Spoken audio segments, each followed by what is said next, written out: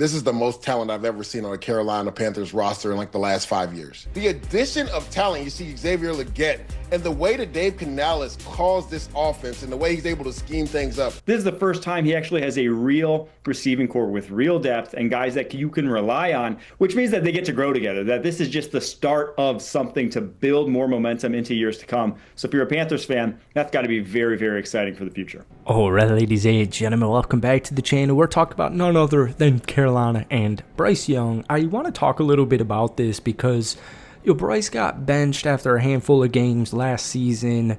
Andy Dalton steps in, and the whole joke is, first off, Bryce Young had a really good second half. Whether you're looking at specific games, even Kansas City, Philadelphia, where they lost, maybe the statistics, the box score isn't too crazy, but you're a Panthers fan or you're watching these football games, and it's like, all right, Bryce Young looks like what we thought Bryce Young is going to be. And final 3 games of the regular season, Bryce throws 10 touchdowns and no interceptions. And all offseason, I keep hearing, well, the defense, they're playing bad defenses. The Cardinals had a bad defense. The Falcons had a bad defense, blah, blah, blah, blah, blah. I don't really care, all right? As you guys may know, I'm a Green Bay Packers fan. And I remember 2 years ago in Bryce Young's rookie season, the Packers-Panthers playing, and I remember you guys took us to overtime. I think it was in Carolina. I'm pretty sure the Packers won on a overtime field goal, something like that. But I remember being a Packers fan because that was Jordan Love's first year post Aaron Rodgers, his first year starting. And I remember that was like way too stressful. Like against that Carolina Panthers team, it was way too stressful. And to be honest with you, even looking back at it, I don't know how we won that football game. But the narratives around Bryce Young are very lazy. They're very boring. I just, all you have to do is watch the football games, and you're excited about Bryce Young. And Panthers fans, obviously rightfully so, are also excited. And it's funny how these narratives work because Ted Aroa McMillan, Jimmy Horn, Xavier, Adam, even Jalen Coker, David Moore, all these guys, Mitchell Evans, Tommy Tremble, JT Sanders. The running back room's also loaded. Rico Dowdle, Chuba Hubbard. I don't know why I said that. But anyways, the weapons are around him. And we've talked about this before on this channel here where it's like ESPN talks about the Carolina Panthers or whatever it is, and it's like, well, they got to protect Bryce Young better. They need to get this offensive line figured out. And it's like, okay, the Panthers actually have a good offensive line. Left tackle, left guard, center, right guard, right tackle. Panthers have a very coherent, good, above-average offensive line. And I'm a big Dave Canales believer, big Dave Canales supporter. And like I said, you guys watched the second half of the season. You watched the final 3-4 games of Bryce Young last year. There's no concerns for me as far as offense goes. And we're talking about narratives, and it's like, he's got nobody to throw it to. And then they also rag on him. So it's like, all right, well, he had nobody to throw it to last year, at least nobody consistently to throw it to, and now he finally does. And I'm so excited for McMillan. I'm very excited for Jimmy Horn Jr. as well. But Ted Aroa, even, speaking of narratives, the guy, was a consensus even number 4 pick, but he was a consensus top 10 draft pick. I'm sure you guys remember all the mock drafts where the New England Patriots were taking him at pick number 4 before the Stephon Diggs acquisition. And he's got the weapons, all right? And I believe in Bryce Young. And so we even get to the defense. But actually, before we do, hit that like button, hit that sub button for daily NFL content. It's August 1st. Preseason's, technically started yesterday. I've made a lot of Panthers videos that ring a similar tune. But I just kind of wanted to riff off the dome. This is what I used to do on this channel. And I want to riff off the dome about all these different teams in the NFL just to get that official opinion out there, because when I look at all 32 teams in the NFL, and we're talking about actual sleeper teams, and we're talking about dark horse teams, and we're talking about underrated teams, the Carolina Panthers are one of those squads that I fully believe in. And if I actually, this is, like I said, just off the dome, but if I had to pick one, it would actually probably be Carolina. I really like this defense. I really also like your coordinator. Derek Brown was injured all of last season. J.C. Horn was injured last season. They go out there, they pick up. They had a phenomenal free agency, by the way. And I'm sorry that this video probably will not be edited too well. I cut my hand on a broken glass like less than 2 days ago. It hurts